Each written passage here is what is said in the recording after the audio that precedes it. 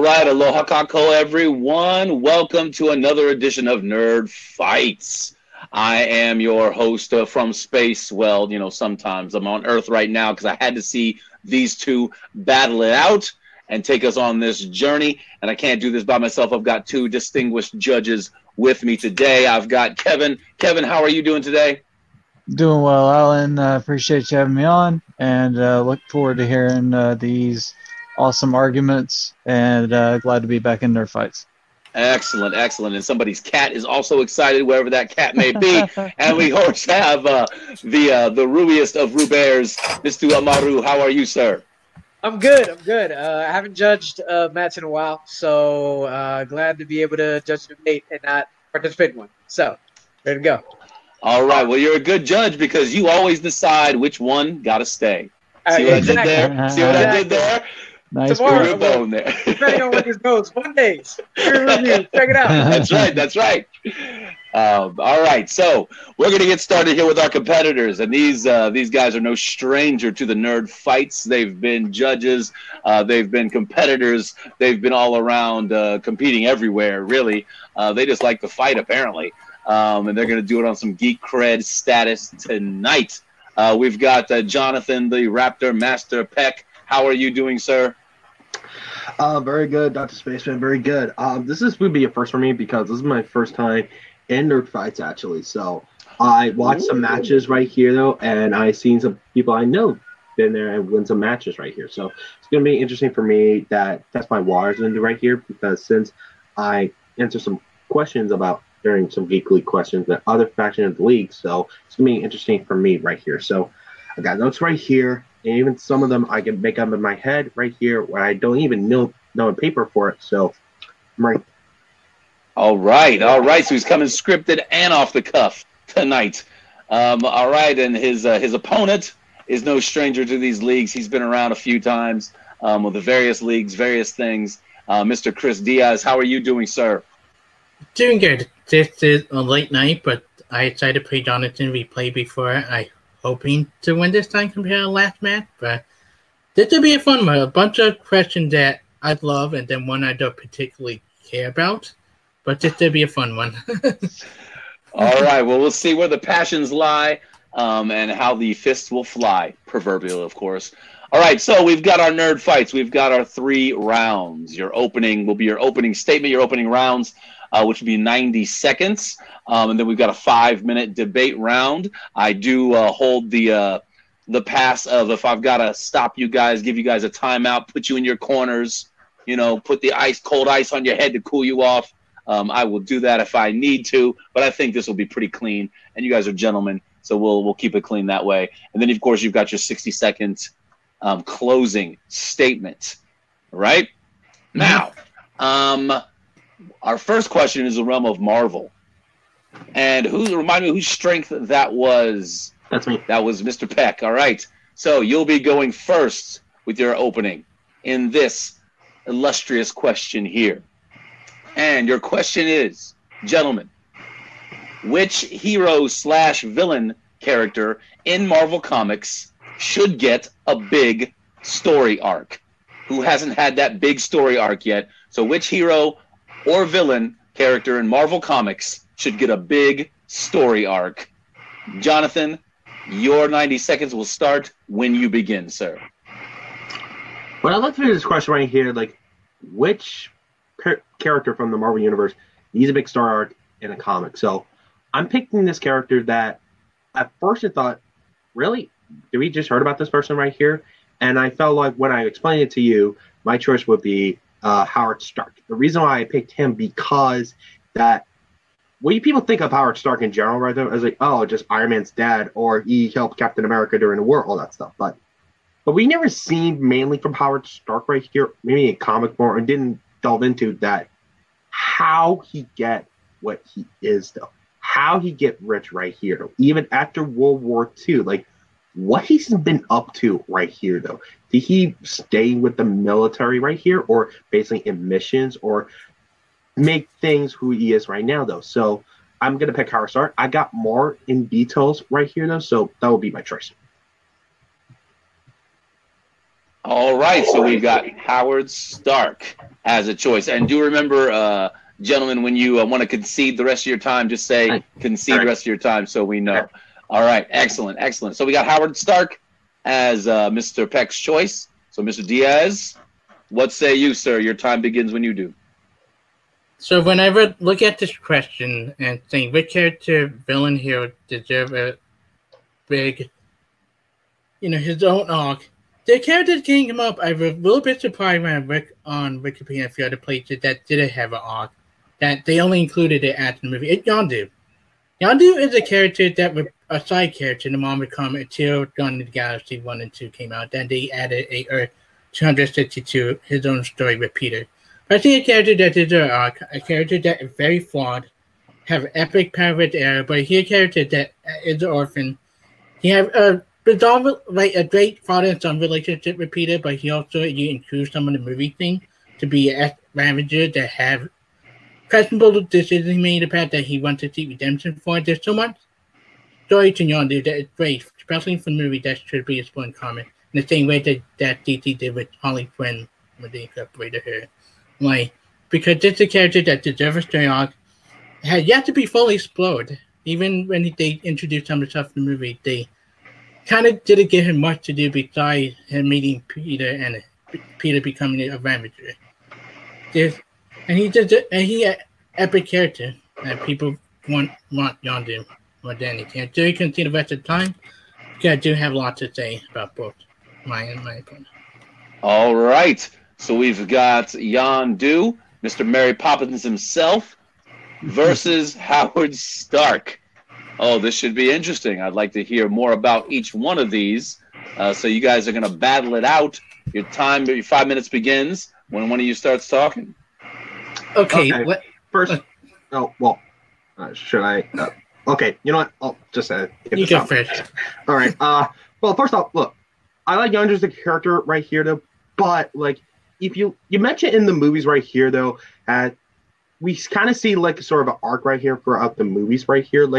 Even you take out the movies out of it right here. If you go back early issues of the Guardians of the Galaxy as a whole, he was sort of basically a leader right here of the Guardians of the Galaxy right here. So we've seen this sort of a full arc right here, even though he's leading the team right here. I think we just basically see him right here. And also,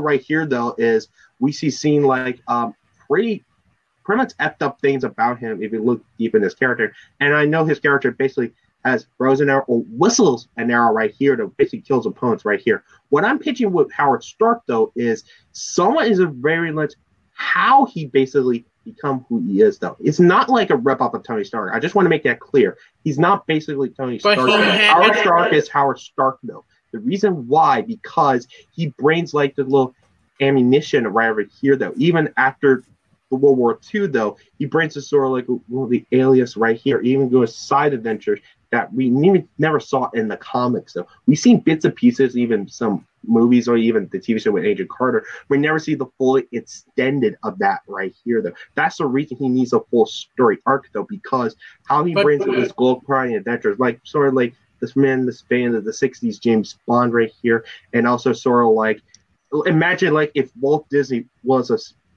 murdering badass right here to all that stuff. But here's the thing about Howard Stark. He had many arcs as well, from what I read, like the House of M, the Ultimate Marvel. He had arcs already. Yondu have yet to get an arc in comic. Yondu is a character that you just saw from when he was part Ravager up to when he meet Krill. And you just show his dark side and light side. You just show his credible decisions, kidnapping kids, making quests by killing innocent people, and then show his redemption arc. Just a relationship with Krill. Redemption arc of a murderer? Basically, sort of like a sociopath. Right? Let's be honest with Yondu, though. He basically sort of like a psychopath. Basically, child abducting right here. Do I want a person to a full? But that's sort of uncomfortable when you read that, though. And just really when you think about, especially in the movie, you take a little bit in the movie that he regret his decision. He saved Peter. You had that relationship. We're not talking about movies. We talk about comics in general. And then I talk about an Earth 200, whatever the Earth universe that they did incorporate that, but that was part of that. But then there more story to go with Yondu. Yondu is a complex character. Harry Stark is the character we've seen done over and over again, especially with Tony. We already got the Tony and Harry bizarre relationship with House M, with Ultimate Marvel, and it's seen arc done already.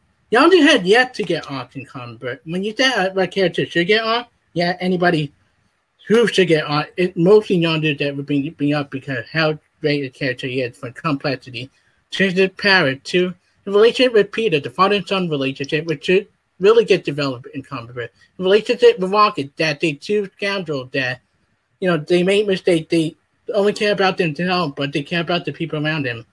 And you just plan with the group of realm. Like, you just plan even with the Avengers, like, maybe like Peter Parker, like the orphan aspect, and like other characters. You have to bring Yondu in any other part of space because of the complexity of character. And he will also make a great character to the Avengers fan. There's so much you to do with Yondu. How it was like, if we talk about Tony, that differently, how it been done to death already. And we don't want to see a Daniel Son issue where we've seen it on a comic book story before. We want a new, exciting character. Yondu bring that in so many ways. And come on, our power. What did Harry Stark have besides intelligent? That's kind of like what does Harry would bring to the comic book besides stuff we already seen? Yondu, especially the relationship with Peter Quill, is a central story that had yet to be fully explored. Like, they hate each other, but they love each other. You're trying to say though is like, you think my sort of original, well, pretty much half the comic stuff is sort of not original to begin with. But what I'm trying to say with Howard though is we get to see right here even outside of it that we see in the comics in the past though. So that's the reason I'm just pitching with Yondu. But we already got that. We already got that. The character is basically borderline associated. All right, that's your time. Woo! All right, got some heat, got some passion about these two characters. All right, good. So now we're gonna go with our closings. Your 60-second closing. Since we started with Mr. Peck, we're going to start with Mr. Diaz. Your 60 seconds, your closer begins when you do. Here, let me set this off. I love Harry Stark. I do. But we've seen his already done many times before with House M, Ultimate Marvel. And we had yet to see Yondu being brought to the fully formed comic book like he was in the movie. Yondu had complexity to him that made his setup for different characters. He characters that make one decision, but a character that tried to redeem himself, especially with his relationship with Peter Quill. I think we're fantastically in the comic book series. Like, there's so much you to do with him and the Guardians of the Galaxy and everywhere else. His relationship with Rocket, his relationship with Peter Quill, his relationship with everybody else, and you just have each story up, and you just explore right before his path to the present, and then have a great final arc, and make it one of the more epic stories in Marvel that had yet to be written. Harry Stark is just someone who is smart, intelligent, and we've seen already with Tony. We don't want a daddy issue story where we already seen done so many times in comic books. And I can see my time. All right, man. You can see it right on the time. So good job. Very judicious of you. All right. Mr. Peck, your 60 seconds begins when you do, sir. Again, like I said in my opening and during my argument with Howard Stark, though, he's not Tony Stark, though. He's a very different character than Tony itself, though. Yeah, swimming along with women, all that stuff. Well, pretty much every millionaire does that. But what I'm trying to point out with Howard Stark, though, is what I'm pitching is something like after World War II, though.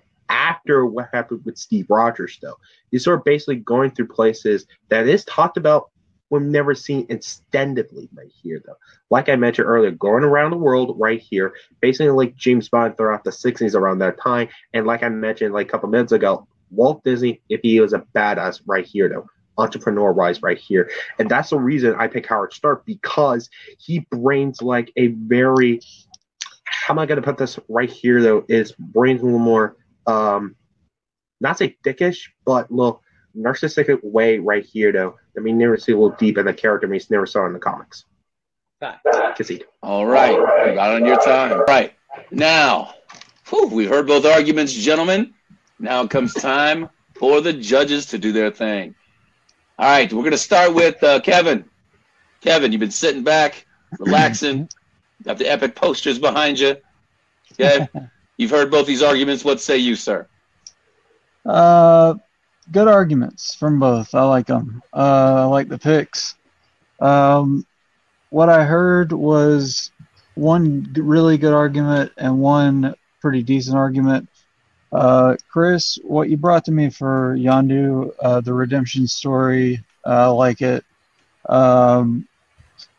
You brought that Tony had the House of Marvel. I mean, Howard, sorry, had the House of Marvel. You said Howard is equal to Tony. You brought that to me a little too late because Jonathan kind of jumped the gun and said Howard isn't Tony. And you said, Jonathan, that Yondu has his movie arc, and he also has the early issues of Guardians of the Galaxy, where he's the leader of the team. The Bond comparison in the 60s, where that was popular, and the badass Walt Disney comparison I liked. So my point goes with Jonathan. All right, that's one for Jonathan. All right, Rue. Rue, what say you? All right. This was a little difficult to figure out. Y'all hit each other's points back and forth. I really liked how Chris tried to battle Jonathan in terms of Howard is just a repeat, and more so bringing up that Yondu is really complex. He has a lot of arcs that he can go over, and Jonathan tried to hit Chris with the fact that it was it's been seen in early Guardians issues. For me, the winner I chose was more based off of, because you kind of hit each other, it was more off of who created a more compelling reason why their own character would go.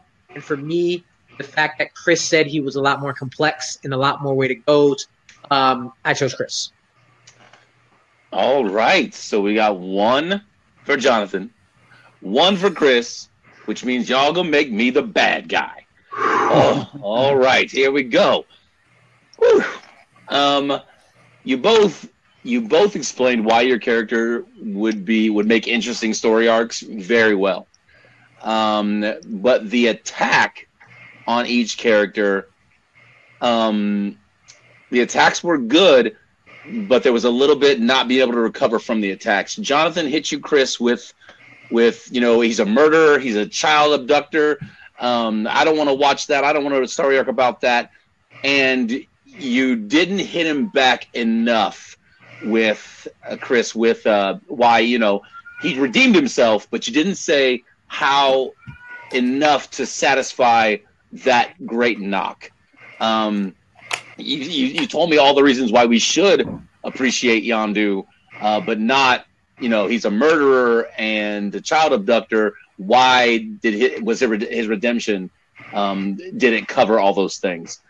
So just for that little bit, I mean, everything else was great, but that little bit, I'm going to go with Jonathan. So Jonathan's going to get, that was a tough one. It was a tough one. Both of you had a tough, you both big, really good characters, but they were tough. Both of your arguments were really, really good. All right, so we've got one officially for Jonathan, Mr. Peck. All right. Now, which brings us to round number 2, question number 2. And for this one, we're going to switch over to the Wizarding World. All right? Everybody loves the Wizarding World. And everybody, of course, wants to attend Hogwarts. Mm-hmm. We all want to get that letter one day and go to Hogwarts. So if we got that letter, if Mr. Peck got that letter, if Mr. Diaz got that letter, they'd be excited. But which class taught at Hogwarts would you most want to attend?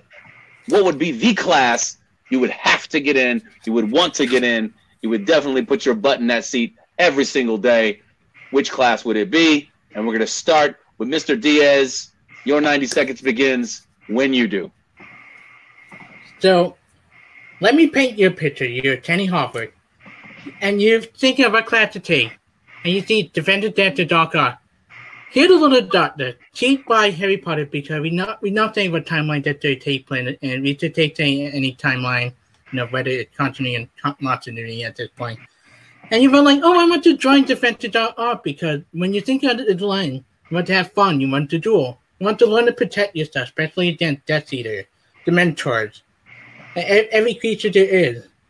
And who want to be taught like either by Harry Potter, Remit Lupin, like epic things that they would give you pointers, but they would have fun. They might pull a prank or two. They might give you like confident advice that you need. And plus, you'll be surrounded by friends who would have fun with magic, defense, attack spell, everything. And plus, it's the best class there is. Whether it's a teacher or not, it's the fun you have. And I do concede my point because I've got a lot to say in my argument. All right, he's going to concede his time, so he's going for Defense Against the Dark Arts. That's the class he most wants to attend.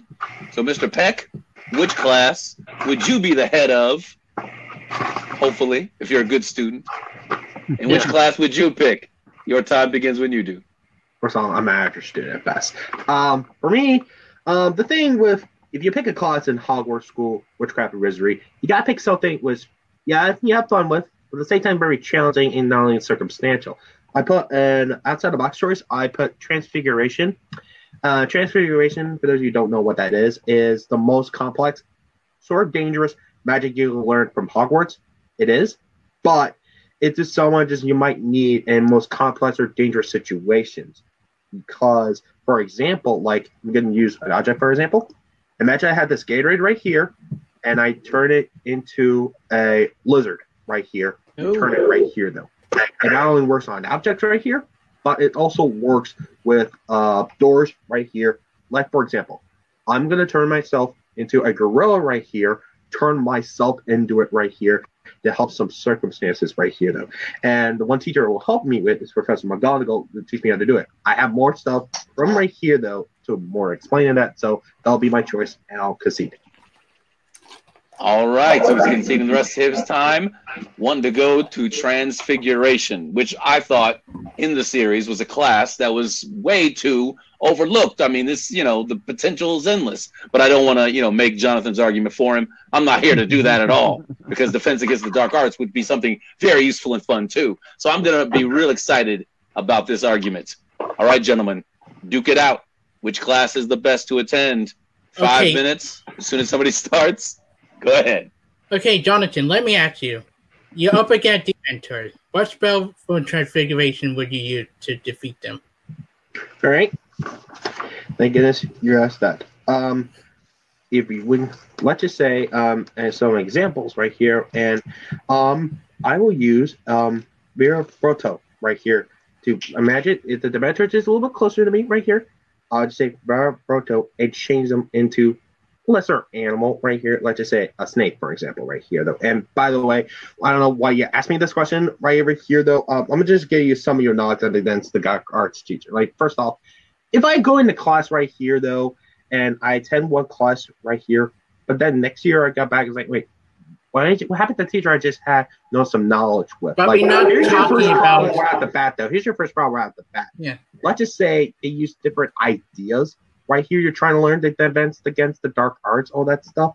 If once you have the one idea with, and then the next teacher comes in and is like, forget all that right here, we'll just start over. It's like, wait, what? What happened to the other part right here? So your classes right here, it's very sort of inconsistent right here, how to use it right here. With mine's, though, because it will result in the alteration of objects right here.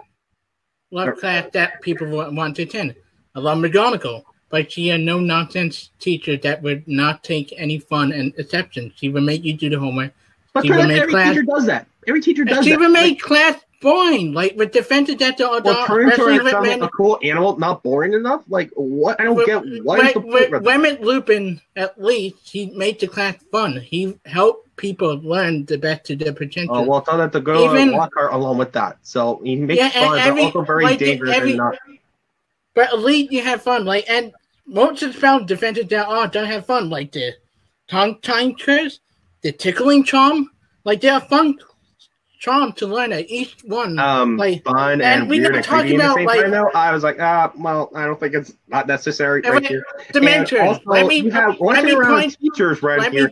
You mentioned Lupin right here. You didn't mention other, pretty much a bad teacher right here with Dolores Umbridge that teaches the defense of the dark arts. That is legit a horrible person to teach you right here, though. And basically, if you got so-called have fun in that class right here, she will get you into detention and basically scrape you hand right here word what happened to it. So if I were to take that class, for example, I don't think I will have fun right here trying to attempt of it. So don't use mine as a sort of example like, oh, I don't want to have fun with it. But at least with mine, though, at least it brings some like fun, interesting ideas to do it. Like I mentioned, my desk right here, or even a laptop right here, turns something very convenient right here. Even myself keeps something very hidden because if I turn into a dog, if I turn into a horse, or turn into myself into a gorilla right here, it brings sort of... Not when you're up against...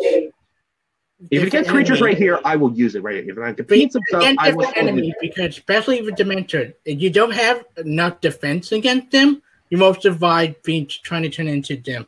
You need to learn the special patrol to protect yourself. You need to have good enough defense against it. That funny damage or something require a lot of strength and spell and not to face your fear.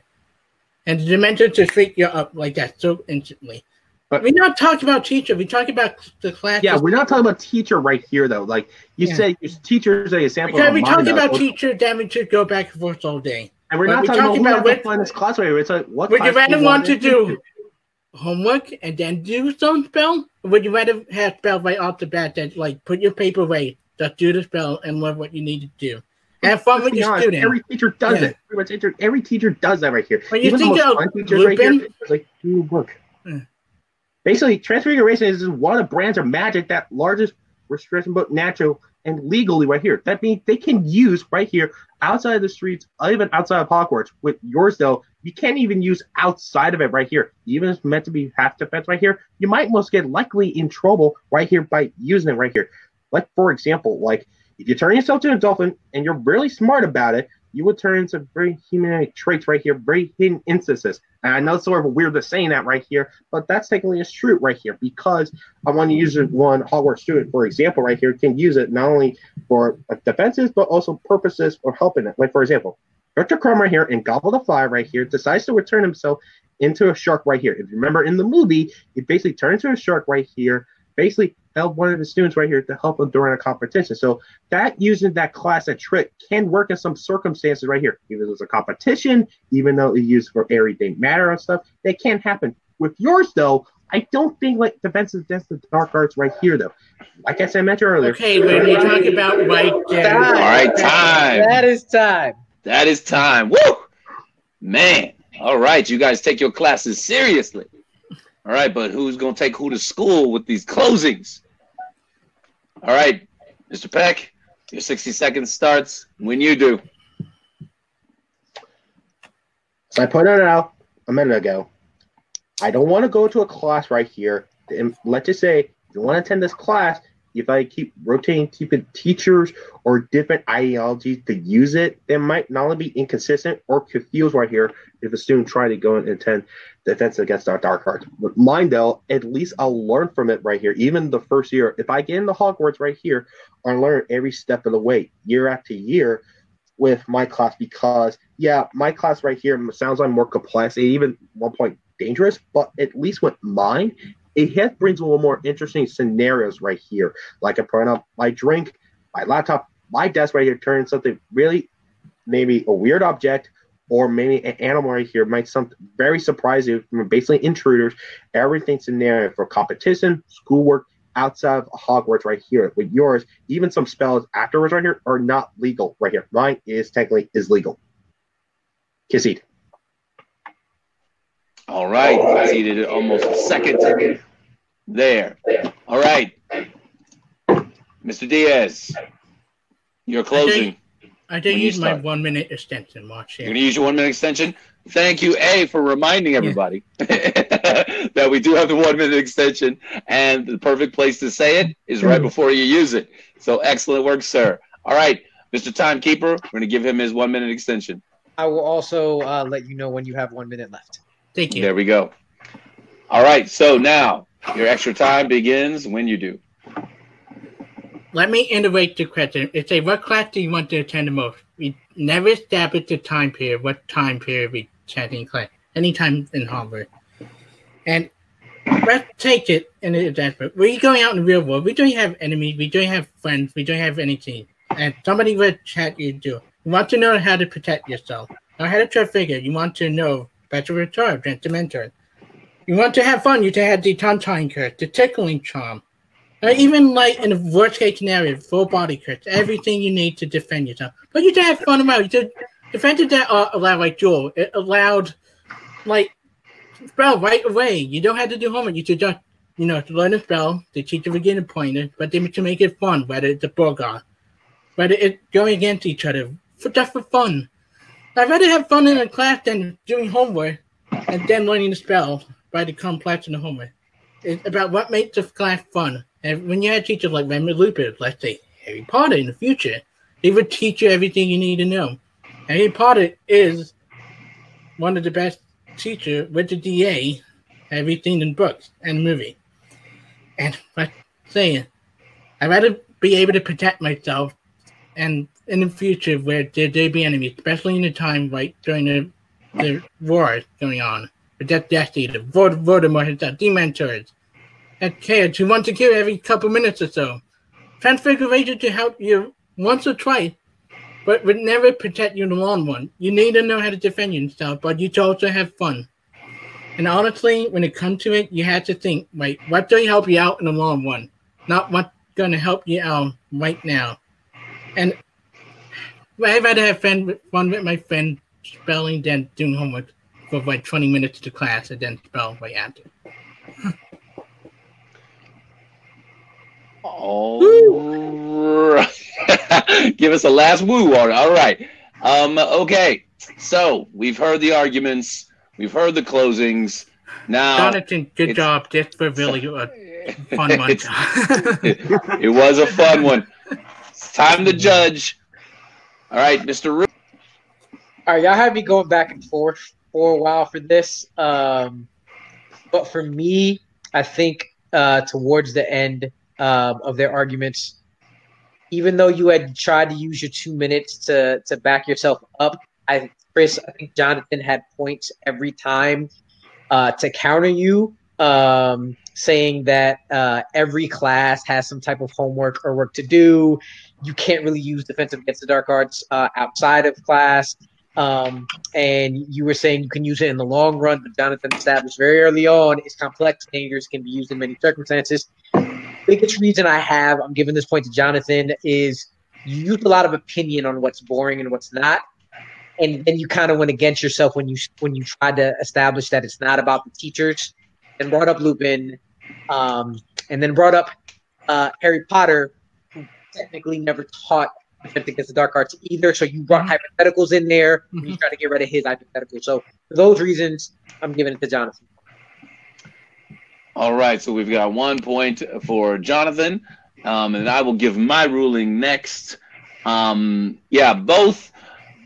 I really loved how both of you really had a lot of different reasons why. It wasn't just one reason. So a lot of various reasons why you wanted to attend this class and why the class would be most beneficial to you. And I love, Chris, that you were brought in, some of the more fun attributes of the curses, some more fun curses that could be used in a positive way that can learn. But Jonathan did have you.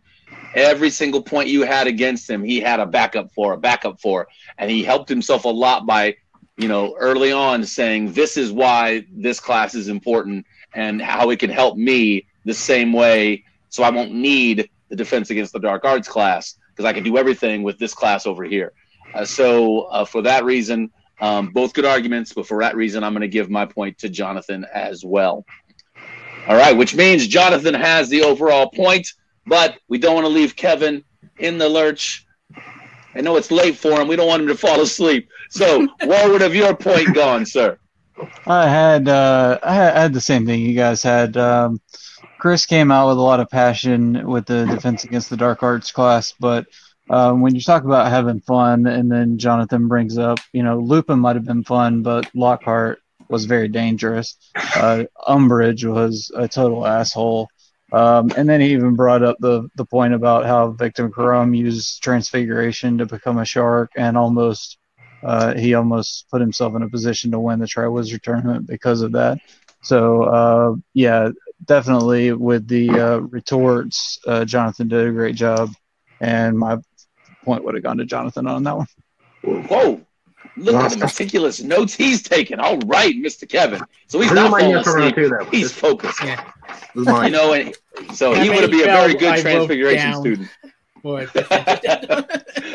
Nice. All right. Okay, which means we've got 2 points for Jonathan.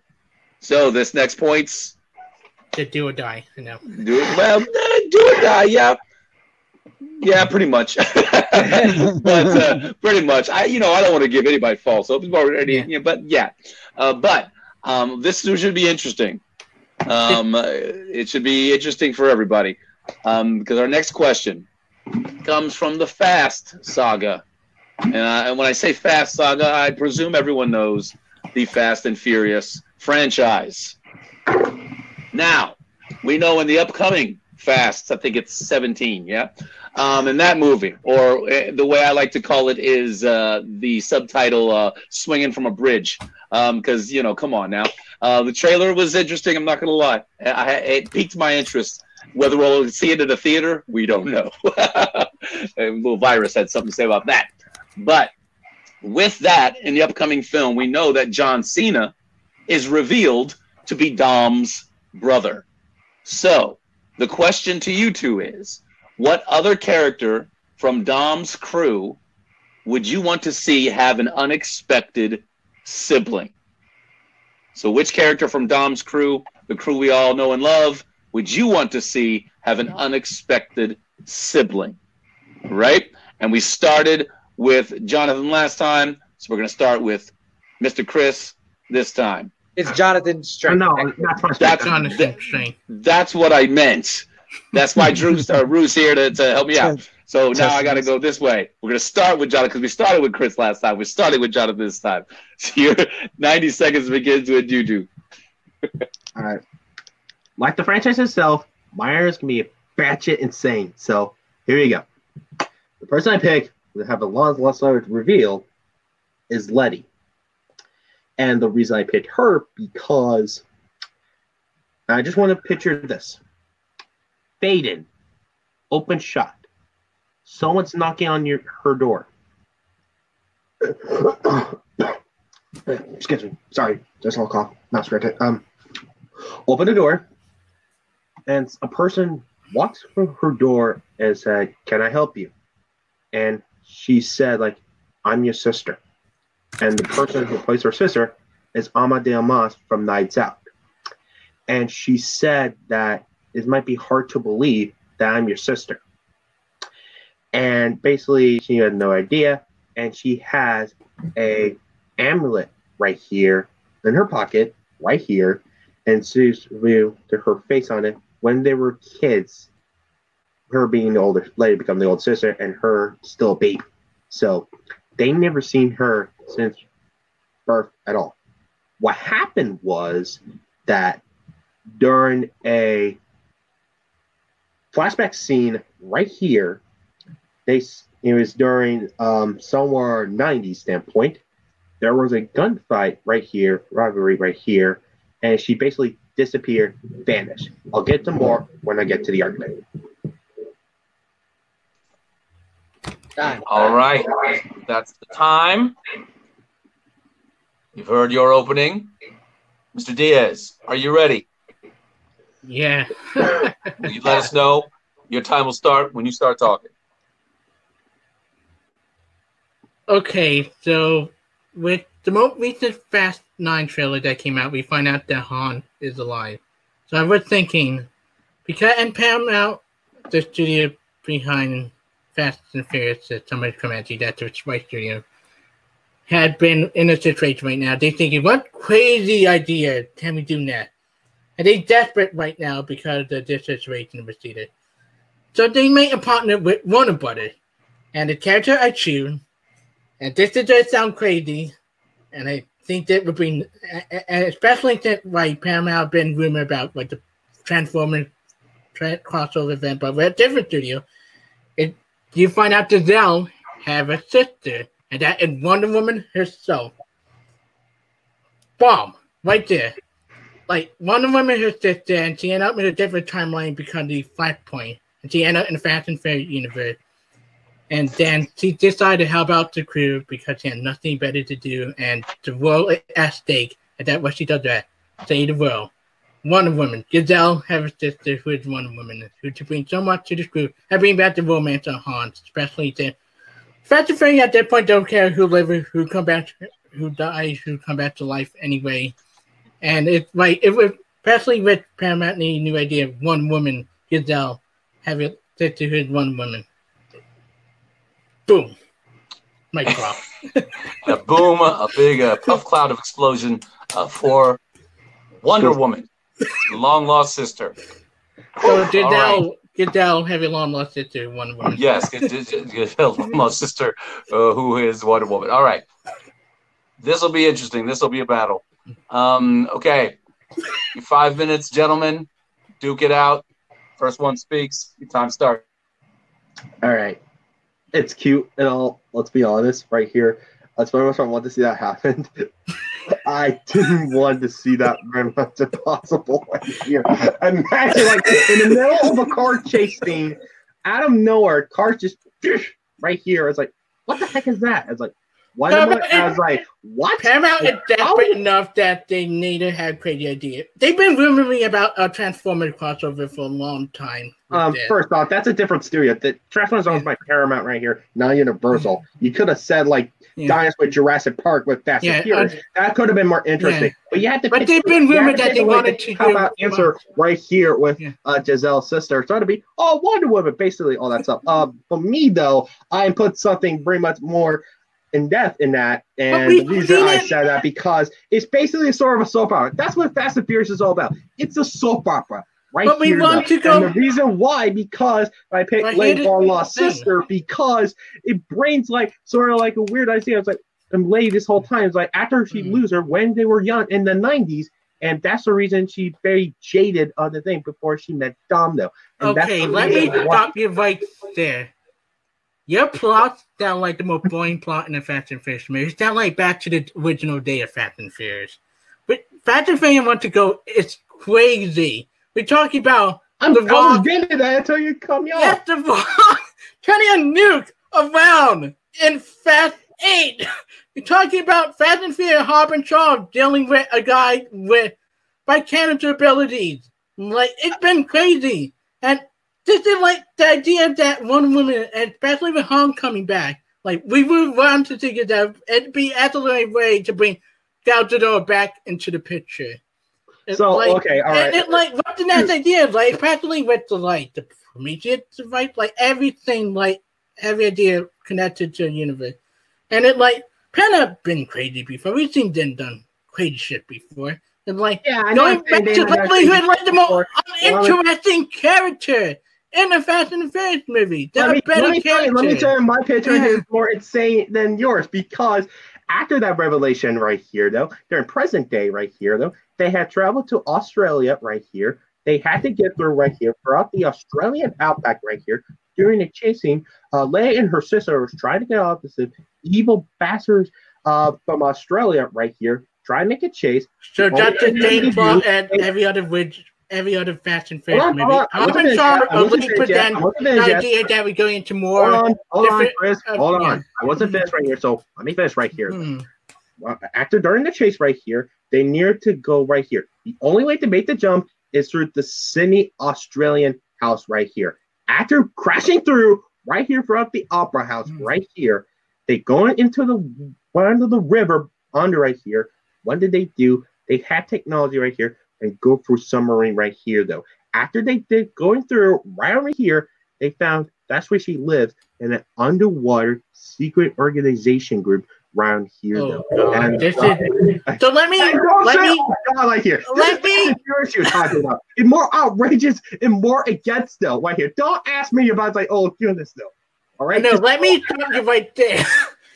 Like, and also because we talk about Fast and Furious, we also have another DC actor in it. Why not bring in freaking Black Adam. We already established ability with Hobbs and Shaw, which is a much better movie than a lot of the other Fast and Furious movies because it provides at least different plot. And you have Black Adam coming in, and he's behind everything. You had Wonder Woman fighting Black Adam. You have Vin Diesel saying family, punching the Rock fighting the Rock. Crazy. We want crazy Fast and Furious. We don't want boring Fast and Furious. Elite with mine, you have different possibilities. You just put Wonder Woman, and that's it, though. You didn't put more than that. We're already getting that with Fast 9 with Dom having a brother. So we already established the same. Right here, all right? Like I said, we already having the same. It's very underwater. A latent mind and providing actually different plot than what we've seen in other Fast and Furious movies. With mine, it's crazy, but it might work, especially since we already bring back Han. The fact that Wonder Woman, her sister had a connection with Han, had a relationship, and she just fall in love with Han. She just bring the battle. She just bring epicness with her sword, her power. Imagine her against Newt. Imagine her against all of the vulnerability for Hobbs and Shaw. Against her. Being one of the most epic battles seen ever. All right. Time. Wow. All right. Well, the battle got as crazy as the choices. So here we go. All right. Whew. 60 seconds to close it out. Unless we want to use it. No, nobody's using them. Okay. No. 60 seconds to close this thing out. We started with Mr. Peck. So the 60 seconds, we're going to start with Chris. And whenever you're ready, begin. Okay. With Fast and Furious, we want to provide like different new idea to go with. Right, my idea, it sounds crazy. At least it provides different directions for Fast and Furious, right? Provide different characters. You to bring in Black Adam, you to bring in Wonder Woman, you to bring in David Affleck, and imagine the battle of epicness to everything Fast and Furious present. It would mind blow and first wall breaking upon first wall breaking as it is. And imagine Wonder Woman against a nuke, against a tank, like kind of fighting Vin Diesel at first, or like fighting Black Adam, The Rock against Gal Gadot and Wonder Woman. Like, this is what we need in a Fast and Furious movie. We need crazy action. We need like character development. You had that with Gal Gadot and the guy who played Han. The relationship they have for the other movie you to bring back. And then Han coming back, we need something crazy just like that. Not boring family shit we've already seen, especially with 9 coming out with the same exact similar story. All right. All right, so Mr. Diaz wraps his up. Let's have Mr. Peck wrap his up. All right. Crack the neck, crack the knuckles, stretch it out. All right. Dropping the elbows in a minute. You got your 60 seconds, sir, right when you're ready. All right. Okay. Look, my opponent right here kind of misread what my argument's trying to do. Like I mentioned a couple minutes ago, turns out she's just basically driving down through under the Opera House right here, though, and went to the underwear base right here. Not only where she lives, but she's worked for a special unit right here, and basically charging an agency right here. That's where the great actors are. You mentioned Hobbs and Shaw right here, though. I think you brought that up because, yeah, it's very different right here. They use that little similar thing as you pointed out, though. So that's the reason my choice right here might be more interesting because it really shows, like, is Letty very much more honest right here? Is she bring more of past family members right here, though? Because that's why I brought up the sister aspect to it, because that basically saying her where she is right now because of her disappearance and not knowing it right here. That's the reason. My choice right here. Fast Rocks. All right. Whew, we've heard both these choices, both these arguments. When I say bad, it today be a crazy one. It's all right. Your disco lights prove how crazy you are. Now, I'm going to start this one off. I like both these choices. And as out of the box that as it is, I'm going to give my point to Chris. Simply because he did say that we've seen similar things in the past. Why not do? And they are crazy. They get crazier and crazier. They escalate. So why not go all the way crazy and bring her back? I mean, I had my thought was when Han walks in the trailer, I thought, well, maybe he's a twin brother or something, because then he's supposed to be dead. What's going on here?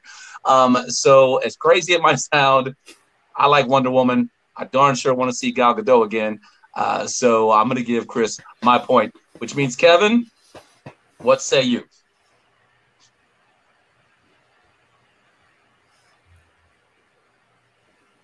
His mind is blown. Oh, no. Here, this guy broke his brain. We gotta get on the same level here, dude. Chris, mixing these two fandoms would just absolutely blow up cinema, I believe.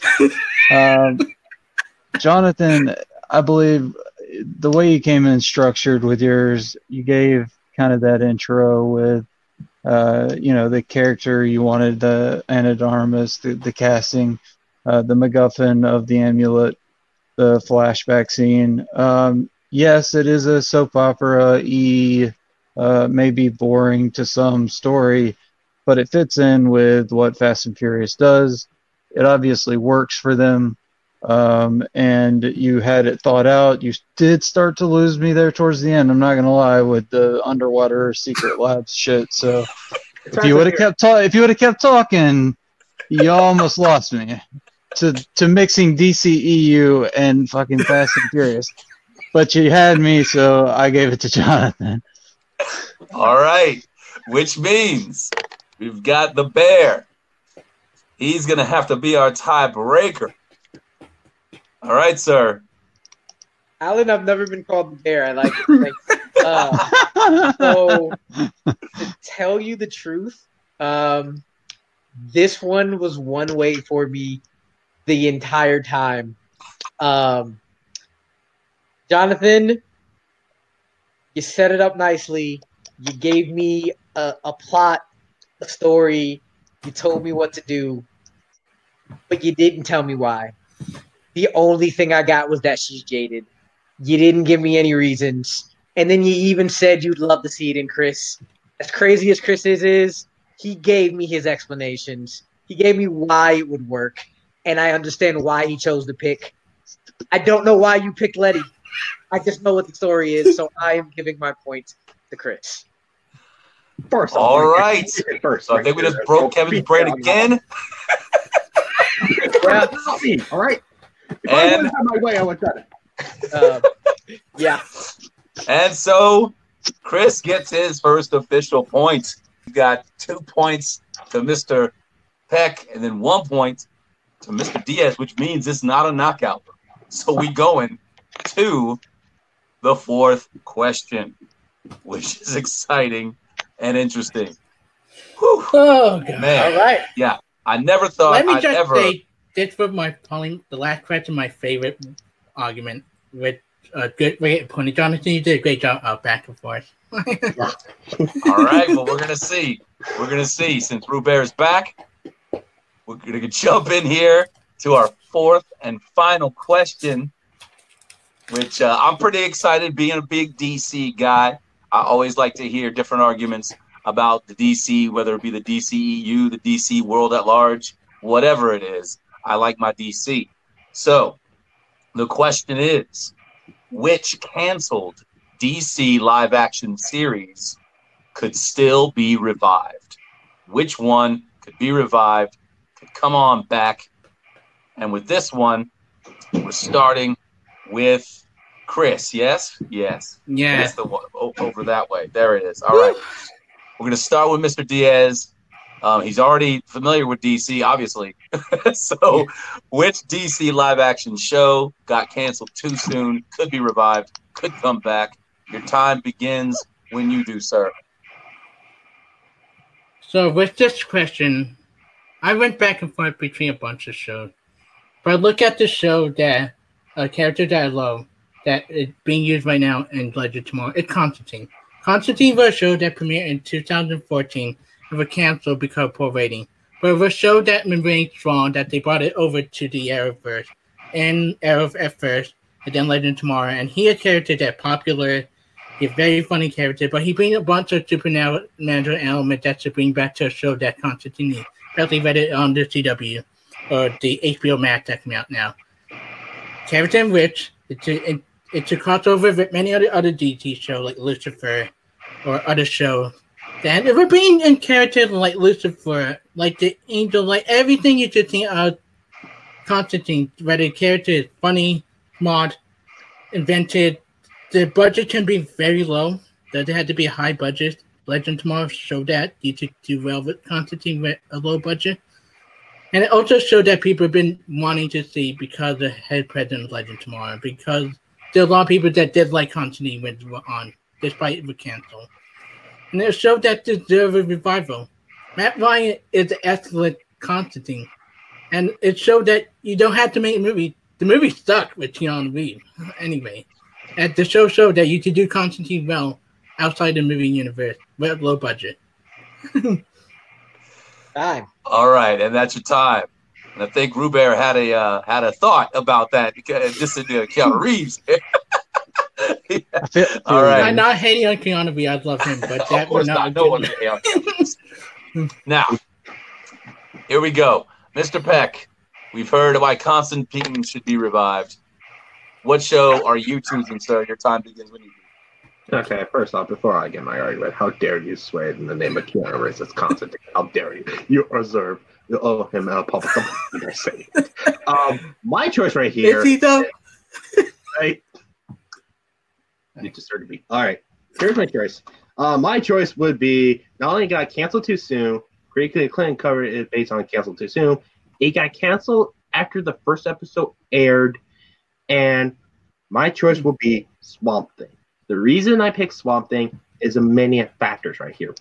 Swamp Thing, for those of you who don't know who Swamp Thing is a graphic novel adaptation like we have seen throughout the 70s right here. It was during that time throughout the mid-70s that we have some more horrific comics from many our comic books from Marvel and DC, all that stuff right here, though. They've been to like some adaptation right here in the early 80s with Wes Craven. They tried to do that, but Swamp Thing, when it was first made right here, it was produced by James Wan, who later to do Aquaman and does very much horror films. We got Gary Dabbleman, who did the It films right here, though. So basically, you have great creative talent behind and in front of a camera working on this series right here. And the budget really got high, and that's one of the main reasons it got canceled, though, because the budget really got too high, though.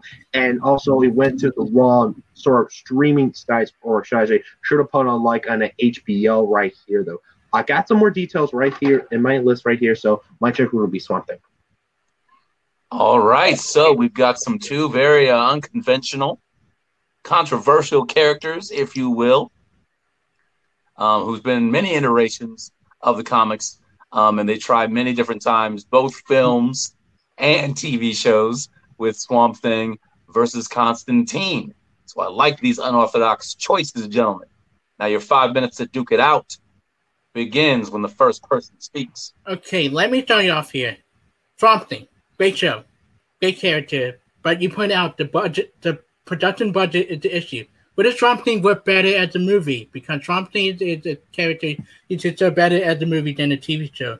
Swamp Thing has that whole wicked element. It was god awful. So basically, they did that a couple years ago, a long time ago. They tried it, that didn't work though. But you put in like Lever now or Jane 1, like you just said. It should work well as a movie and its own standalone movie. Yeah, that's the reason of this series right here. That the reason why Constantine have a lot of factors that you should put into television today, and you should connect it to the other part of the other verse, thanks to the Crisis on Infinite Earth situation with Lucifer, with the and then Matt Ryan character is a popular character in the Eververse. He's very funny. He is charming. He brings a lot to the role that to so well as a TV show. That show, especially with HBO Max coming out in a few weeks, that you should put Constantine on HBO Max or continue as their own show in CW universe. Just low budget. And Legend Tomorrow shows that you don't need a high budget for Constantine to make it a great show. That Constantine worked well with any of the universe. And that Swamp Thing is better get off as a movie than a TV show because of the Hall of Element. Because Swamp Thing itself, there's not a lot of interesting character show. But a movie used to make it small, You should get Lee Winnell. You should get Dane One. You could get David S. Danberg, who did it brilliantly. There are other filmmakers than James Wan, though. Basically, but to be fair, though, James Wan worked with Lee Winnell, though. So basically, you basically work with the same people. That's why I brought up David S. Danberg, the guy who did Light Out, the guy who did Annabelle was also produced by James Wan, though. So basically, because it did so well as a standalone movie than a TV show. And so, the production at that is the issue with this show, that it was canceled because DC, because tax issue, and because the budget was too long. Like, the DC universe probably showed that it's so better as a smaller budget when you look at Doom Patrol, when you look at Titan, when you look at the Harley Quinn show, when you look at Young Justice, that you don't need a high budget. I think Swamp Thing is better suited off as a movie because of how big special effect you need for Swamp Thing himself. So the thing you put that out there, I want to put up a show sort of example right there where might counter that. HBO did with Watchmen, though. They have mid-budget right here. I think around the same as Swamp Thing, though. So you can't do that right here with a different network. Unless I point out HBO, though. It's just the thing. They should have canceled right here, though. They should have moved to like a different network or HBO Max right here to fit with Swamp Thing. With Swamp Thing, let me give one my here about the show, though, because it was a horror show first, then a superhero show. The reason the series is really sort of many developments right here throughout the characters of Louisiana, though, and basically we do have some characters right here, and then more than the Swamp Thing itself, basically in the tackle with the new disease, mainly how to fight with the monsters, all that stuff, many aspects of the show that really delve inside right here, because the show itself was originally supposed to be more bigger than it got. Like originally there was supposed to be an arc right here, and possibly gonna do like a Justice League Dark right here. It got more successful right here, though. So if the thing could have stayed on right here, we couldn't see bigger than expected to be. Then let me ask you this: does one and want to take? Here's a little defer on Constantine, though, because even after it got the constellation right here, though, we have seen it shows that Constantine itself works as more of a supporting character around the different characters, like Legends of Tomorrow, as you pointed out, as brings a little bit more a great balance right over here, though. What mine's, though, it brings a little feel and vibe right here. It's much very different we see around like any other shows. Then let me ask you this: streaming or outside of it. Let me ask you this: does Warner Brothers want to take the risk because of the situation with the production value and do another TV show, or would they rather do it as a movie? But Constantine, it worked better as a show, and it showed that Legends of Tomorrow. You should take Constantine and a few other characters for Legends of Tomorrow and make it their own Constantine show, and it showed that. And with the connection to Lucifer, because Constantine is very, there's so much possibility you do. Constantine is very funny, very charming. He had complex issues, whether dealing with his situation, with dealing with that, with dealing with the devil, think one step ahead. Something is a horror show that was suit better for a movie, and we've seen that time before. That some shows are better off in a movie and then is as a TV show. And Constantine is a great example of a show that to bring humor, bring war, but to also bring the horrific element into the lower budget to make it nest like that. All right, so there's our time. There's our 5 minutes. Our debate. This is a fun debate. This is a fun debate. Some interesting things getting brought out here, but we got to wrap it up with our closings. So we started with Mr. Chris. Let's start our 60 seconds with Mr. Peck. Your time will begin, sir. I'll use my 1 minute extension. All right, I had a feeling that was happening. So we got our 1 minute extension. So Mr. Peck, when you're ready, bring the heat. All right. As I pointed out earlier, it's based on a graphic novel throughout the 70s right here. Brings a horror aspect right here, though. Like I said, it didn't feel like its typical comic book show right here. As a similar points like Legends of Tomorrow, even your show Constantine right here, though. It brings like sort of the genre first and superhero second. That's what makes it unique right here. And that is why it's most devastating it got canceled too soon, because it could have got more bigger. That is given it credit for right here. And yeah, you can say the budget right here, like pretty much current TV shows right here have movies, quality productions right here, even keep minimum budgets right here, though. So if Swamp Thing could have put like maybe a different network like HBO, or even keep on streaming like HBO Max right here, though, I think they would have put a little bit more years right here and could have gone potential 3-season arc that were originally slated to do, even potentially creating a Justice League Dark TV series out of it. So I felt like the show was originally supposed to be the starting on point right here, but they got worried right here. They canceled the budget right here. They kind of hampered anything right here, and it caused maybe the integrity of the show. That's where the fans were disappointed at it right here, though. And that's the reason you said yourself, you love the show right here, though. Many people do right here. That's where they were devastated at this cancellation. And I think that's the reason Swamp Thing needs to come back, because it brings more ideas. When we left off in the last episode right here, it brings like a little bit more details and myths right here that the Swamp Thing mythos right here, even from the comics, even more based on the character itself, though. That's the reason why I bring Swamp Thing back right here. You just keep saying like Lee Whannell, right, David S. Hammer.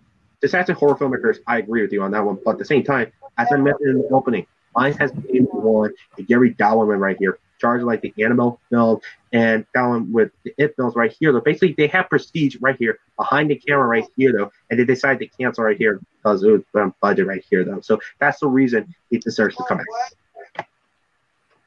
All right. Ending right on his time. His minute extension used well. Here we go. Mr. Diaz, you got 60. Bring it when you're ready. So we been seeing a show that should be there to be back. Constantly been brought up on a lot of shows that deserve to be back because of the character popularity of Legend of Tomorrow, ready to expand into the universe ever.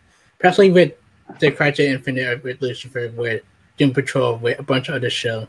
It has so much potential. It's going to show you that it's work well as a show rather than a movie because it's low budget, because of the character itself, because of the potential you can bring many characters to the show. Something, it's a great show, but it also shows the problem where does Warner Brothers want to take the risk of making another show rather than making a movie. That's why Justice League Dark coming out and we've been rumored. Something is a perfect example to start off the launching point of the movie universe, not the show universe. It was so well as a horror film, with a right director, with right cast. With Constantine, because of popularity, because of the characters they established, it's a reality TV show, continue the universe they have. Time. All right. Right at time. Okay, so we've got our arguments. We've got our Jonathan, closings. This was tough. I give you this. This were two shows that were hard to argue. Yeah, it was, but you did it. You did it. So here we go. Let's hear where the judges' ruling goes. We're going to start with Kevin. Kevin, what say you? All right. Yeah, this one was tough. I would like to see both of these shows come back. Jonathan, I like how you brought up it was canceled too soon, how it brings a different ideal because it's based on kind of an older graphic novel that brought the horror genre in. So we could see some of the details and the mythos of Swamp Thing. Chris, you had a lot of really good points about the budget, and wish you would have kind of stayed off the making Swamp Thing into a movie. I feel like that wasn't really the question. So your argument about Constantine working in the Legends of Tomorrow TV show, not a bad argument, but Jonathan came back with maybe Constantine just works better as a supporting actor. And so with that argument, I just had to slightly lean Jonathan's way. So my point goes to Jonathan. All right, so the first point goes to Jonathan. All right, Amaru, what you got? So I think both of you really did a really good job of explaining why your show is best to come back and can be revived. So what it did really come down to for me is how they attack the other show. Chris, you really harped on how it's better fit as a movie. The budget wouldn't work; they wouldn't take the risk. Jonathan, you came back with it works. Constantine probably works better as support. So for me, combining the fact that He did a really good job counter-arguing the other's answer and built up the reasons why his show is the best. I think the combination of the two just barely squeaked it out. So for me, I'm giving my point to Jonathan as well. All right. So with that, Jonathan gets the points and the overall win for this issue of Nerd Fights. Quickly, I know my point doesn't matter, but I probably would have gone towards Jonathan as well, simply because I was very interested in his bringing it to a new network and doing an aspect of a superhuman show that we haven't seen before, more of a horror vibe. Although, Chris, you did argue Constantine very well, and the lead actor who played it. I really enjoyed all those episodes of Constantine, and I thought he was a better Constantine than Keanu. Keanu's the better actor ever. We know this. But I also promise you that my love for Constantine the movie did not go into my decision. That's right. I love that movie. But yes, I did not hold that against you, Chris. You want to know something funny? But me and Jonathan wanted originally the animated one, and we were both fighting it like. Yes, you guys wanted animated, I know, but you had to keep it a live action, and you made very good choices. But and your winner, Jonathan the Raptor Master Peck, to this nerd battle. All right, good work, sir. But we're gonna come back to you, Jonathan. But Mr. Diaz, you fought well tonight. You fought well. It wasn't a knockout. You had that fast question. Your unorthodox pick. It served you right, man. We want to see some Wonder Woman in the Fast Furious. So you didn't take away this win, but you fought well. How are you feeling, sir? I'm feeling good. This is my first Nerdgasm fight, and I think that it helped me figure out what I'm great at and what great. A lot of tough questions, like especially Harry Potter. That were tough battles, and it like. But Jonathan is a great person to argue with. It's like. We respect each other. We gave each other time, and then the fight was fun. I'm happy I got the Fast and Furious. As I said before, I don't love Fast and Furious that much. I like 5, 6, and 7 at Hobbs and Shaw, but I don't like any of the other. Hey, that's all right. You still made a good argument for it. Yeah, so. But it was fun, and I'm happy we get to talk about Constantine of Swamp Thing because that needed to be talked about more. Yeah. Nice. Exactly. All right. Excellent work. All right, Mr. Peck, you're our winner. How you feeling? I actually felt great. Little disclaimer, like I got a lot of paper notes right here though. I just learned it for half a day, so Same here. Right here. I feel great right here, and I'm sort of a little blown away of how much I did well that I expected to be. I know Chris must his knowledge at all right here, pretty much. We're basically, me and him sort of training together right here. I kind of know a little back and forth right here. But this is a fun match right here, just me and Chris right here, though. I just want to respect sort of a quick handshake to you. Your fellow gentlemen. I was trying to, yeah. Nice. A nice clean handshake at the end. Yeah. All right. Excellent. And of course, our judges who gave the ultimate rulings. Kevin, what did you think about this battle? This was a good one. I filled up my board every time. I didn't even hardly have space to write down who my pick was. So I always like battles like that where it's just a lot of good information. That means I know these guys did a lot of good studying on their end, and that's all you can ask for is a good fight. All right, and Mr. Amaru, how you feel? Same deal. These guys made it close each round, even if the points don't show it exactly that way. And I'm just happy that I am standing firmly behind the Wonder Woman going into Fast and Furious. I have my reasons, and the fact that I could pick it on top of it being crazy made me feel good. So that was great. Excellent. Yeah, I'm glad I came down, from space for this battle. This was a lot of fun. You guys are vastly knowledgeable, and it shows, and well articulated arguments. Lots of good reasons for your choices, and good job all around. We'll be seeing a lot more of you guys in these battles. Of course, Jonathan will be your opponent. Will be somebody who remains to be seen next, but that person has to have a go round, and then we'll see what that outcome will be, and we'll see you in that battle. And then Chris, I'm sure we'll see you somewhere battling something, and of course, Nerd Things will happen for you as well. All right, ladies and gentlemen, thank you for joining us tonight.